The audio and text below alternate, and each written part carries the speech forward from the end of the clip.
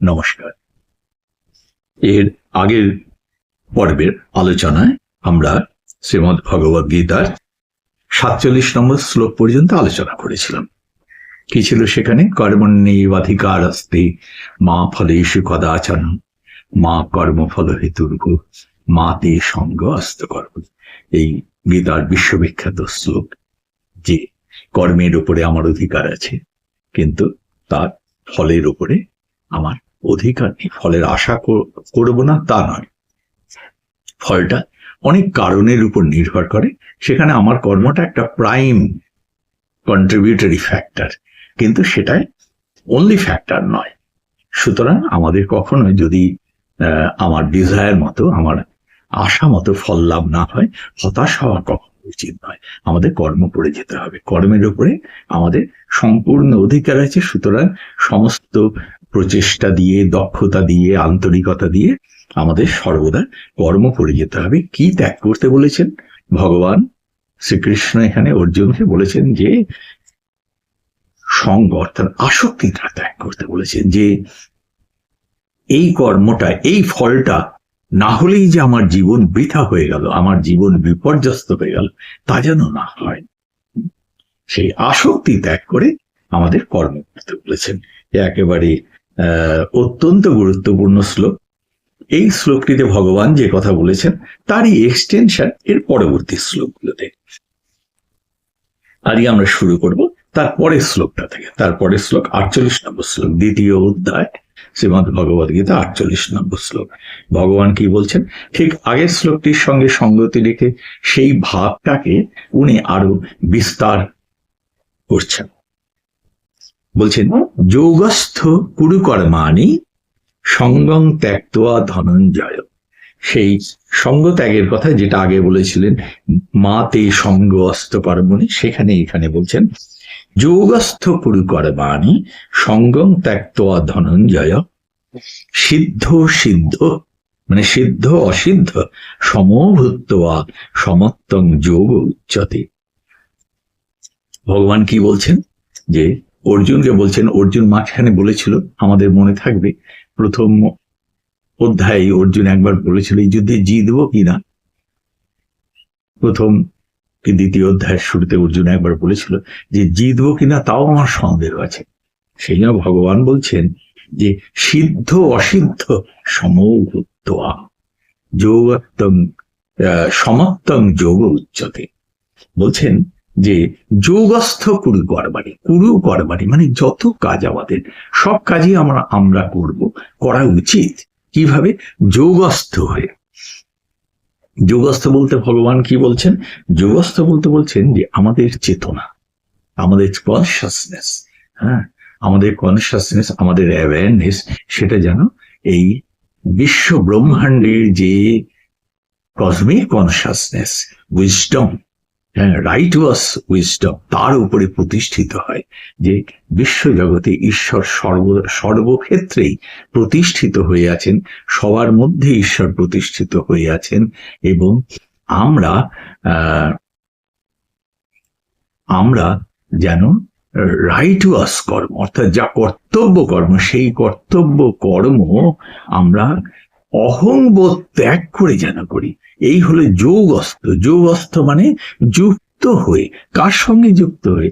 যুক্ত হচ্ছে পরম চৈতন্য সত্তার যে আদর্শ, সেই আদর্শের সঙ্গে, সেই বোধের সঙ্গে যুক্ত হয়ে বলছেন যোগস্থ কুরু কর্মাণি। আমাদের চেতনার মধ্যে যেন সেই উপলব্ধিটা থাকে যে আমি খালি ব্যক্তিগত আমার জন্য, আমি তো কোনো আলাদা অস্তিত্ব নয় এই বিশ্ব সংসারে। বিশ্ব সংসারে সবাই আমরা একটা বিশাল মানে কর্মযজ্ঞের অংশ। We are a very microscopic speck of a vast scheme of work, vast scheme of functioning. তার ভেতরে আমরা যেন এই যোগস্থ হয়ে কাজ করি, অর্থাৎ এই ভাবনায়, এই উপলব্ধিতে কাজ করি যে আমি এই বিশ্ব জগতেরই একটা অংশ, কল্যাণময় কাজ আমার করা উচিত, সবার কল্যাণ করা। সবার মধ্যে ঈশ্বর আছে, আমার মধ্যেও আছে, অন্যদের মধ্যেও আছে, আর আমি যেন উপযুক্ত কাজ করি, যা আমার কর্তব্য, স্বধর্ম করি in righteous manner, righteous work in righteous, সঠিক কাজ সঠিকভাবে করি, আর অহংবোধ ত্যাগ করে যেন কাজ করি। ঈশ্বরের এজেন্ট হয়ে, ঈশ্বরের প্রতিনিধি হয়ে আমি যেন কর্তব্য কর্ম সমাপন করি, সেই জায়গাটাকে বলছেন উনি যোগস্থ করু করবাড়ি।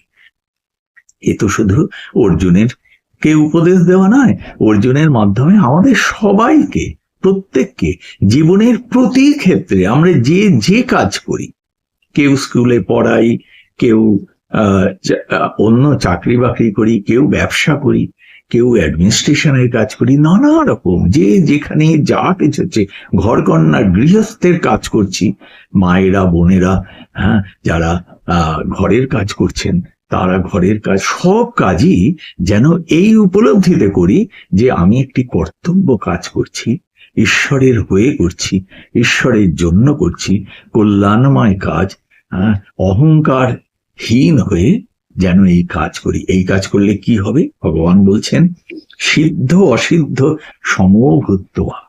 এইভাবে যদি আমি কাজ করি, তাহলে যদি কখনো আমি ডিজায়ার্ড রেজাল্ট না পাই,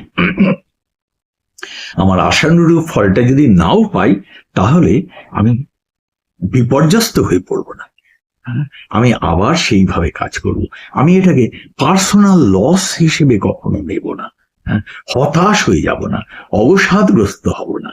আর যদি আমার আশানুরূপ ফল লাভ হয়, তাহলে একেবারে উল্লসিত হয়ে আমি আনন্দে ভেসে যাব, তাও নয়, আমি যেন স্থির থাকবো। ভগবান বলছেন সিদ্ধ অসিদ্ধ সমভূত। এই দুই ক্ষেত্রেই আমার আশানুরূপ ফল লাভ হলো কি হলো না, দুই ক্ষেত্রে আমি যেন আমার সমত্ব বজায় রাখি, আমার ইকুইলিব্রিয়াম, আমার ব্যক্তিত্ব যেন স্থির থাকে। এইরকম যদি থাকে, ভগবান বলছেন সমত্তম যোগ উচ্চতে, মানে এইরকম যদি থাকে, তাহলে তাকে বলতে হবে যে এইটি হলো যোগ।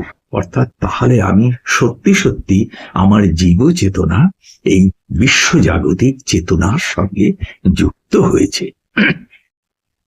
এইটা ভগবান 48 নম্বর শ্লোকে অর্জুনকে বললেন। এরপরে ভগবান বলছেন 39 নম্বর শ্লোকে, বলছেন দূরেন হি অবরং কর্ম, দূরেন হি অবরং কর্ম বুদ্ধি যোগাৎ ধনঞ্জয়। আমরা একটা জিনিস দেখবো এরপরে, এই 39 থেকে 49 থেকে 49 শ্লোক, 50 শ্লোক, 51 নম্বর শ্লোক, 52 নম্বর শ্লোক এবং 53 নম্বর শ্লোক, এই 5টি শ্লোকে ভগবান বারবার বুদ্ধি শব্দটিকে প্রয়োগ করেছেন। কারণ আমরা দেখেছি এবং আমরা পরেও দেখব যে ভগবান কোথাও কোনো ডিকটেশন দেয়, সব সময় বলেছেন যে নিজের বুদ্ধি প্রয়োগ করো, বিবেচনা প্রয়োগ করো, যেমন যেমন অবস্থা সেই অবস্থায় বুদ্ধি প্রয়োগ করে, বিবেচনা প্রয়োগ করে সঠিক কার্য, সঠিক সিদ্ধান্ত নির্ধারণ করো। এখানেও বলছেন, ভগবান বলছেন দূরেই নহি অবরং কর্ম বুদ্ধি যোগাৎ ধনঞ্জয়। অর্জুনকে বলছেন হে ধনঞ্জয়, দূরেই নহি অবরং কর্ম বুদ্ধি যোগাৎ ধনঞ্জয়। তুমি যদি বুদ্ধি বিবেচনা প্রয়োগ না করে অন্য কর্ম করো, হ্যাঁ, দূরে মানে বুদ্ধির যোগাৎ, বুদ্ধির যোগে না, যে বুদ্ধিযুক্ত হয়ে বিবেচনা না করে তুমি যদি আবেগমথিত হয়ে অন্য কাজ করো, সেই কাজটা অবরং কর্ম, সেই কর্মটা সঠিক নয়, সেটা ইনফিরিয়ার কোয়ালিটি, সেটা সুপিরিয়ার কোয়ালিটি, সেটা কাম্য নয়। সেই তার মানে তুমি আবেগমথিত হয়ে, আবেগ তাড়িত হয়ে বিবেচনা না করে কোনো কাজ করো না। জীবনের কোনো কাজই আমাদের করা উচিত নয়। ভগবান এখানে যে নির্দেশগুলি দিচ্ছেন অর্জুনকে, সে আমাদের প্রতিদিনের জীবনে, প্রতি মুহূর্তে একেবারে ক্ষুদ্রতম, pettiest work to most serious work in our life, সর্বক্ষেত্রে প্রযোজ্য। বলছেন দূরেই নহি অবরং কর্ম বুদ্ধির যোগাৎ ধনঞ্জয় বুদ্ধ শরণমন্নিচ্ছ কৃপণাহা ফলহি তব। বলছেন কি, বুদ্ধ শরণমন্নিচ্ছ, বলছেন বুদ্ধিকে আশ্রয় করো। শরণম অন্নিচ্ছ মানে তুমি সার্চ আউট। শরণম অন্নিচ্ছ মানে তুমি খোঁজো। খোঁজো অর্থে হচ্ছে তুমি বুদ্ধিকে আশ্রয় করো, বুদ্ধিকে অ্যাপ্লাই করো। বুদ্ধ শরণমন্নিচ্ছ, বুদ্ধির যোগের দ্বারা। হ্যাঁ, এর আগে বলেছেন বুদ্ধি বিবেচনা না করে কর্ম করলে সেটা খারাপ। এবার বলছেন তুমি করো, বলছেন ওটা নেগেটিভ অর্থে বললেন ওটা করা খারাপ। এবার বলছেন positive, you do like this, you apply your intelligence, you apply your faculty of discrimination. হ্যাঁ, এই ফ্যাকাল্টি অফ ডিসক্রিমিনেশন, এই যে আমাদের বিচার বুদ্ধি, সেই বিচার বুদ্ধিকে স্মরণ করে তুমি কাজ করো। সেই স্মরণ করে যদি তুমি কাজ না করো, যারা খালি ফল হে তব যদি কাজ করে, এইটা আমার চাই চাই তাই আমি এই করছি, সেটা উচিত কি অনুচিত আমি বিবেচনা করলাম না। বলছেন কৃপণা। কৃপণা মানে কি?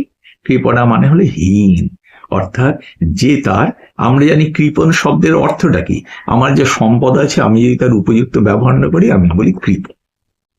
এখানে ভগবান বলছেন তোমার বুদ্ধি আছে, তোমাকে চেতনা দেওয়া হয়েছে, তোমাকে সেন্স অফ ডিসক্রিমিনেশন দেওয়া হয়েছে, তোমাকে ক্যাপাসিটি দেওয়া হয়েছে to apply that faculty. If you do not do it, then you are a miserly person.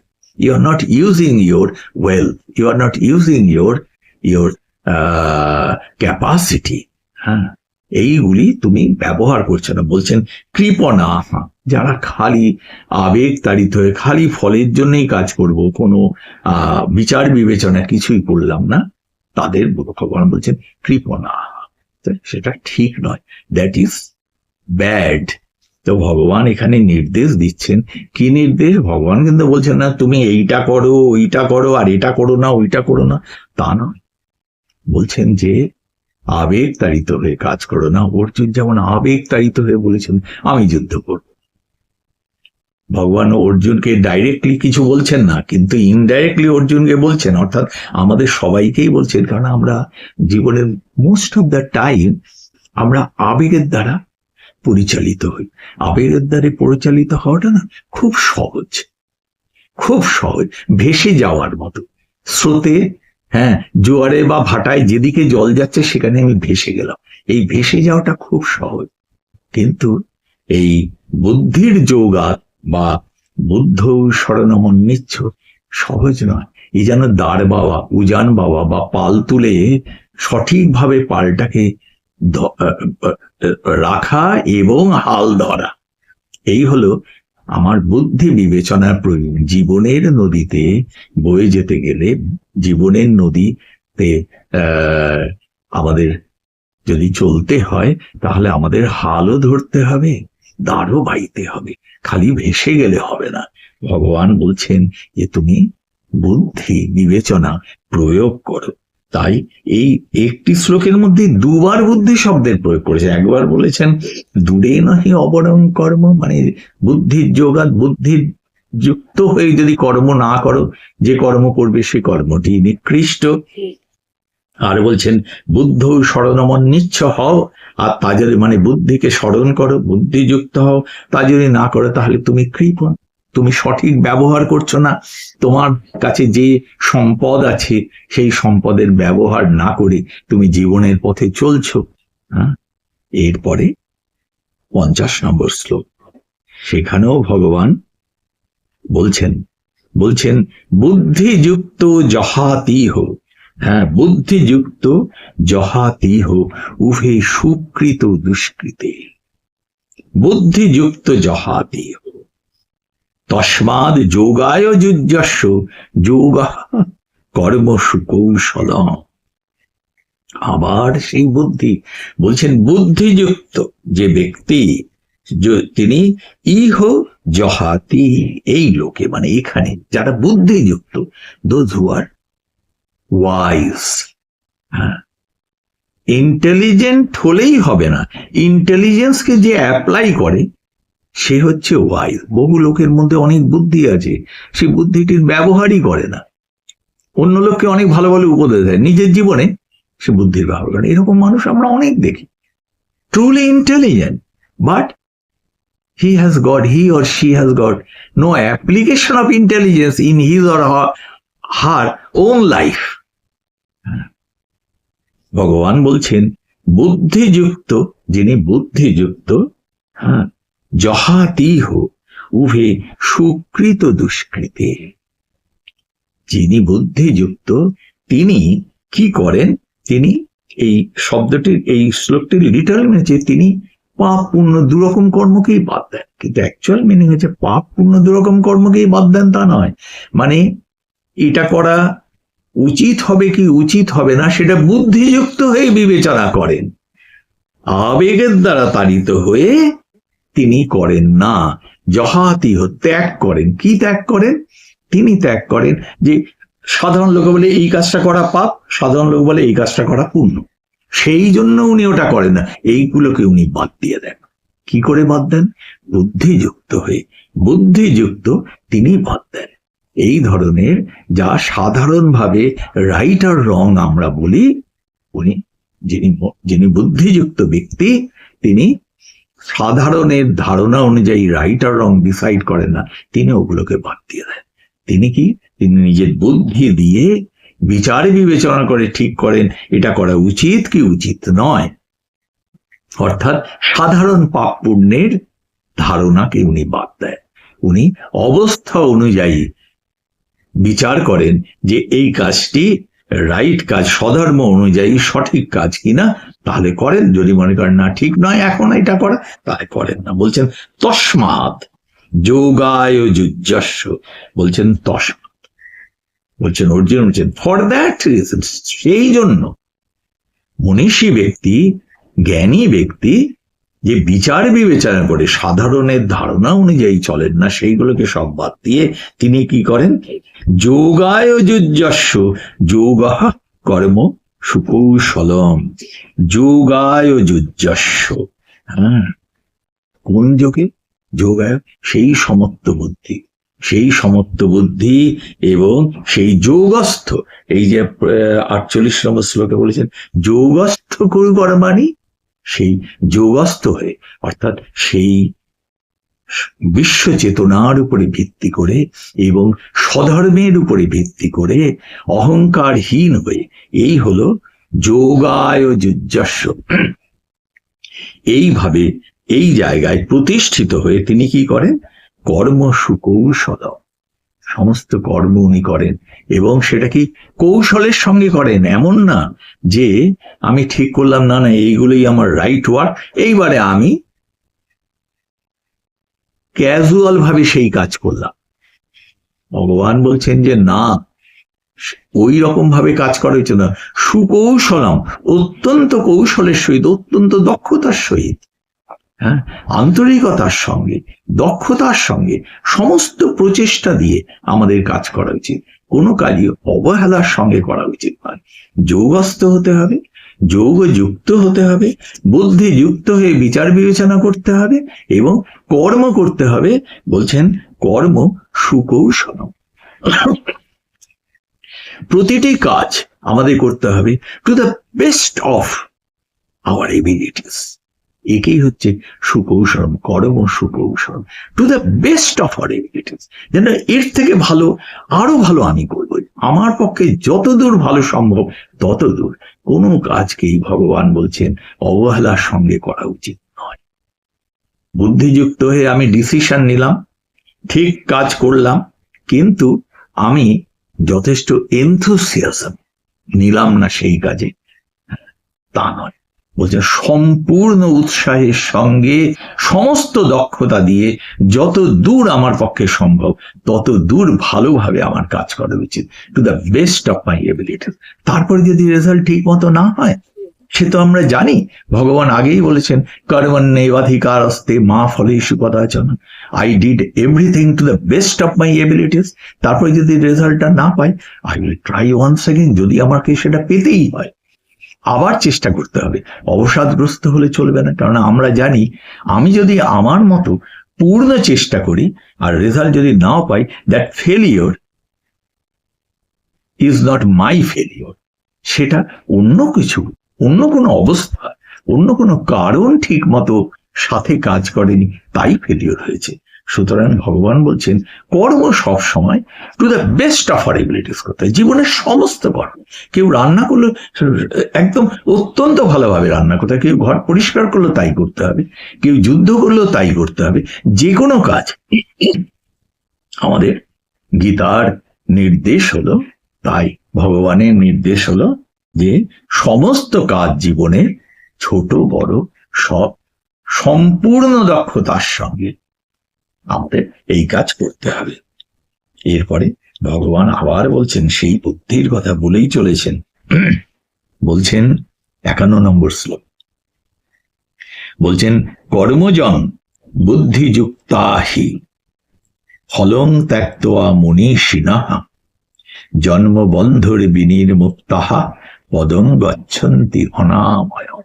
এবারে ভগবান বলছেন, যদি কেউ সেই একদম আলটিমেট গোলে যেতে চায়, আমাদের ব্যবহারিক জীবনের ঊর্ধ্বে, সেই গচ্ছন্তি অনাময়ম মানে সেই অমৃত পদ, পরম চৈতন্য সত্তার সঙ্গে যদি কেউ মিলতে চায়, কারো যদি জীবনের লক্ষ্য হয় যে আমি জীবনের সেই সর্বোচ্চ বোধে উপনীত হব, তাহলে তার কি করতে হবে?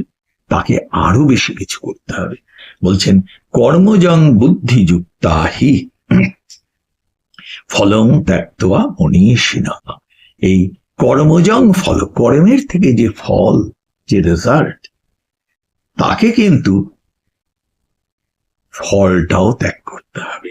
ফলং ত্যক্ত্বা, ভগবান কিন্তু সবার জন্য কখনো ফলের আশা ত্যাগ করতে বলেননি। এটি হচ্ছে এক্সেপশনাল মানুষের জন্য, it is not for everybody. For everybody আমরা এতক্ষণ যা যা আলোচনা করলাম সেইগুলি, এগুলি হচ্ছে সকলের ভেতর থেকে সেই ব্যতিক্রমী মনীষী, মনীষিণঃ বলছেন ব্যতিক্রমী মনীষী, যে কি চায় না, সে জন্মবন্ধ বিনির্মুক্তাঃ পদং গচ্ছন্তি অনাময়ম।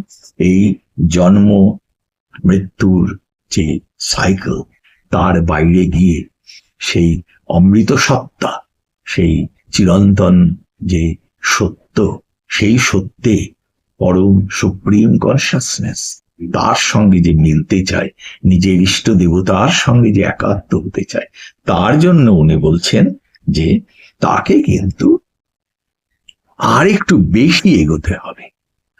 আমরা এর পরে পড়ব, ভগবান এক জায়গায় বলেছেন যে মনুষ্যানাং সহস্রেষু কশ্চিৎ যততি সিদ্ধায়ে, মানে হাজার হাজার মানুষের মধ্যে কেউ কেউ কশ্চিৎ যততি সিদ্ধায়ে, একেবারে সিদ্ধি মানে সেই উচ্চতম অবস্থার জন্য সাধনা করে। আর বলছেন যততাম অপি সিদ্ধানাং কশ্চিৎ মাং ব্যক্তিতত্ত্বঃ, যারা যারা এইরকম চেষ্টা করে তাদের ভেতর থেকে কেউ কেউ আমাকে পায়। অর্থাৎ সেই ব্যতিক্রমী ব্যক্তি, সেই জায়গাটায় পৌঁছতে হলে কি করতে হবে সেইটা ভগবান এখানে বলেছেন, যারা যারা মোক্ষ চায় তাদের জন্য, কিন্তু ব্যবহারিক জীবনে সবার জন্য নয় ফলত্যাগ, তাদের জন্য ভগবান বলছেন, অর্জুনের জন্য নয়। এটা কিন্তু আমাদের মনে রাখতে হবে। অর্জুনকে লক্ষ্য করে ভগবান অনেক কথা বলেছেন, সব কথা কিন্তু অর্জুনের সেই মুহূর্তে প্রয়োজন ছিল না, কিন্তু ভগবান ওই অর্জুনকে উপলক্ষ করে বিশ্ব জগতের জন্য, সবার জন্য সমস্ত কথা বলে দিয়ে গেছেন। আমাদের জীবনে একটা জীবন বেদ, গীতাকে বলা যায় জীবন বেদ। তা এইটি হলো, এই শ্লোকটি হলো যারা আরো অনেক উচ্চতর অবস্থায়, উচ্চতম অবস্থায় যেতে চায় তাদের জন্য। বলছেন তাদেরও বুদ্ধিযুক্ত হয়ে কর্ম করতে হবে, কিন্তু কর্ম থেকে যে ফল হয় তাদের সেই ফলটাও ত্যাগ করতে হবে। তাহলে সে কি করবে, সেই জন্মবন্ধ থেকে, জন্ম মৃত্যুর যে বন্ধন, তার থেকে মুক্ত হয়ে সেই অনাময় অমৃতময় পদে সে যেতে পারবে। এরপরে কি বলছেন 52 নম্বর শ্লোক, বলছেন যদা তে মোহ কলিলম বুদ্ধির ব্যতিতরিষ্যতি যদা তে মোহ করিলাম বুদ্ধির ব্যতিতরিষ্যতি তদা গন্তাসি নির্বেদং শ্রুতব্যস্য শ্রুতস্য চ।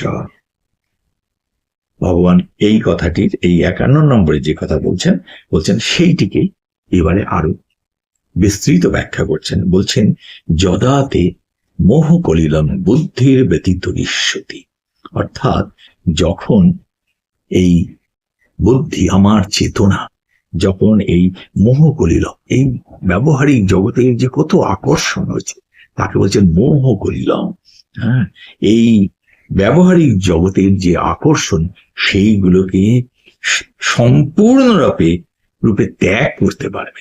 হ্যাঁ, বুদ্ধির ব্যতীত নিঃসতি সম্পূর্ণভাবে ত্যাগ করতে পারবে।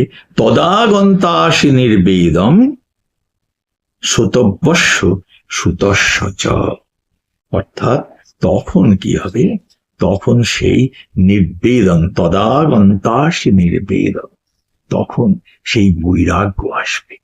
সেই বৈরাগ্য তখন এই আকর্ষণ খালি সেই পরম চৈতন্য সত্তার দিকেই যাবে। আর এই সমস্ত মোহের থেকে আমাদের বুদ্ধি যখন আমাদের এই মোহ থেকে অতিক্রম করিয়ে দেবে, বুদ্ধি বিবেচনার দ্বারা যে ঠিক করবে, এই আগের শ্লোকে বলেছেন যে মনীষিণং বুদ্ধিযুক্তা, মনীষিণং বুদ্ধিযুক্তম, যে মনীষী কর্মজং ফলং ত্যাক্তয়া, কর্মের থেকে ফল ত্যাগ করে। এইটা তখন সম্ভবপর হবে যখন আমাদের এই মোহগুলি বুদ্ধিযুক্ত হয়ে আমরা মোহ থেকে অতিক্রম করতে পারবো, মোহ ছাড়িয়ে যেতে পারবো। তারপরে ভগবান বলছেন 53 নম্বর শ্লোকে, বলছেন সেই বুদ্ধির কথা বলছেন শ্রুতি বিপ্রতিপন্নাতে যদা স্থাস্যতি নিশ্চলা, শ্রুতি বিপ্রতিপন্নাতে যদা স্থাস্যতি নিশ্চলা সমাধা অচলা বুদ্ধি তদা যোগম অবাপসি। অর্জুনকে বলছেন, এই ভগবান একেবারে উচ্চতম উপলব্ধির জায়গাটাতে এসে গেছেন এখানে, সেই কথাটাই বলে চলেছেন। বলছেন শ্রুতি বিপ্রতিপন্নাতে যদা স্থাস্যতি নিশ্চলা। এই যে আমরা নানা রকমের কথাবার্তা আলোচনা শুনি, কত রকমের আলোচনা শুনি, এই যে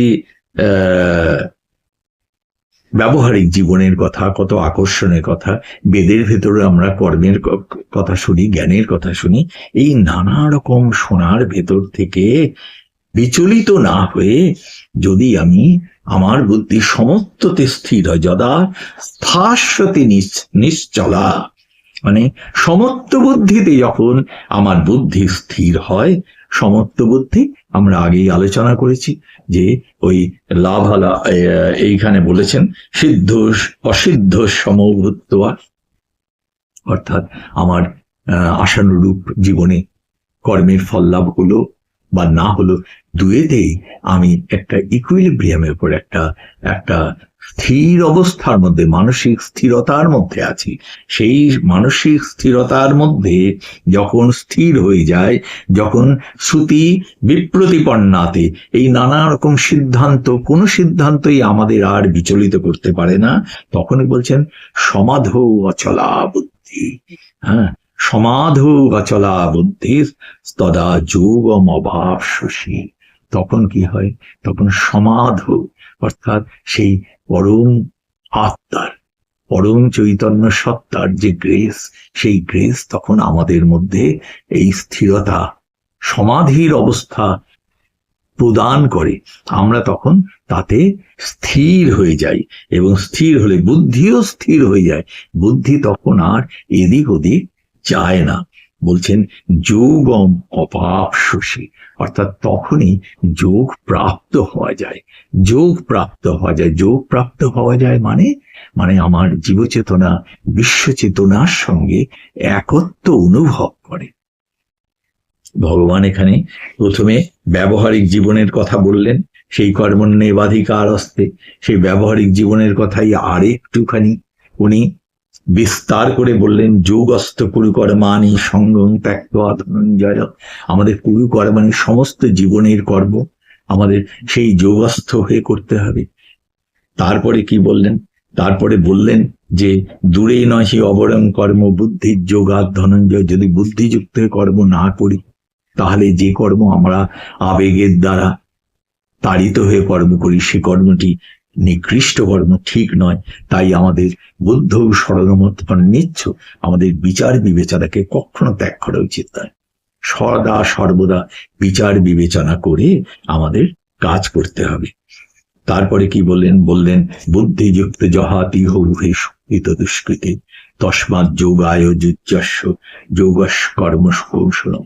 ওইভাবে বুদ্ধিযুক্ত হয়ে আমাদের বিচার বিবেচনা করে কাজ করতে হবে এবং কর্ম করতে হবে to the best of our abilities. আমাদের সমস্ত মন প্রাণ দক্ষতা দিয়ে শ্রেষ্ঠতম ভাবে, সব থেকে ভালোভাবে প্রতিটি কাজ করতে হবে। এই করার পরে ভগবান বলছেন যে যারা এই ব্যবহারিক জীবনের কল্যাণময় জীবন তো এইভাবে আমরা পাবই, কিন্তু এই কল্যাণময় জীবনের উপরে যারা উঠতে চায়, যারা সেই পরম পদ, সেই বিশ্ব চৈতন্য, পরম চৈতন্য সত্তাকে যারা পেতে চায়, তাদের কি করতে হবে? যে কর্মের দ্বারা ফললাভ হয়, ফলটারও আশা না করতে হবে, তাদের জন্য সেইটা করতে হবে। এবং সেটা করতে গিয়ে উনি বললেন যে যদাতে মোহ কলিলাম বুদ্ধির ব্যতীত ঋষ্যতি, যে আমাদের এই ব্যবহারিক জীবনে যে আকর্ষণ, সেই আকর্ষণের আমাদের বাইরে চলে আসতে হবে। এবং শেষ এই শ্লোকটি 53 নম্বর শ্লোকে বললেন যে নানা রকম সিদ্ধান্তের দ্বারা যেন বিচলিত না হয়ে আমরা স্থির বুদ্ধিতে আমরা সেই সমাধৌ অচলা বুদ্ধি, সেই পরম ঈশ্বরের পরমাত্মার চৈতন্য সত্তাকে উপলব্ধি করে আমরা যদি বুদ্ধির দ্বারা, বুদ্ধিও তখন স্থির হয়ে গেছে আমাদের সমাধিতে, সেই অবস্থায় যদি প্রাপ্ত হই, তাহলে আমরা অবশ্যই বলছেন তদা যোগম অভাবশী, তাহলে আমরা সেই পরম চৈতন্য সত্তাকে আমার জীবচেতনার সঙ্গে যুক্ত করতে পারবো। এই পর্যন্ত ভগবান শ্রীকৃষ্ণ 53 নম্বর শ্লোকে এই পর্যন্ত বললেন। এই সব কথা বলার পরে কি হলো? অর্জুনের মনে তখন এই গভীর দার্শনিক প্রশ্ন এসে গেল। এই গভীর তত্ত্বকথার অর্জুন শুনলেন। শুনে অর্জুন, এরপরে আমরা আসবো পরের দিন, আমরা আলোচনা করব পরে পড়বে 54 নম্বর শ্লোক থেকে। সেখানে অর্জুন প্রশ্ন করলেন যে এই যে মনীষীর কথা বলা হলো, যারা সেই অনেক ব্যবহারিক জীবনে ভালো হওয়ার থেকেও ঊর্ধ্বে উঠতে চায়, তাদেরকে কি করে চিনব, কি করে বুঝবো? তা অর্জুন তখন প্রশ্ন করলেন যে স্থিত প্রজ্ঞস্য কা ভাষা সমাধি স্থস্য কেশব স্থিতধি কিং প্রভাসিত কিমাসিত ব্রজেত কিং। এই যে মনীষীদের কথা বললেন যে যদা স্থাস্যতি নিশ্চলা বুদ্ধিস্তদা যোগম অভাবশী যোগযুক্ত। অর্জুন প্রশ্ন করলেন কি করে চিনব তাদেরকে? সেই যে স্থিতপ্রজ্ঞ, তাদের লক্ষণগুলি কি? তারা কিভাবে সমাজে চলেন, কথা বলেন, আমি জানবো কি করে যে এই মানুষটি স্থিতপ্রজ্ঞ হয়েছেন, তিনি মনীষী হয়েছেন? এই প্রশ্ন দিয়ে এর পরের শ্লোকটি থেকে শুরু, এবং তারপরের থেকে 54 নম্বর থেকে একদম এই দ্বিতীয় অধ্যায়ের শেষ পর্যন্ত ভগবানের এই শ্রেষ্ঠ যে আদর্শগুলি নিয়ে বিস্তারিত আলোচনা করেছেন। আমরা এর পরের পর্বে 54 নম্বর থেকে শুরু করব। আজ এই পর্যন্ত।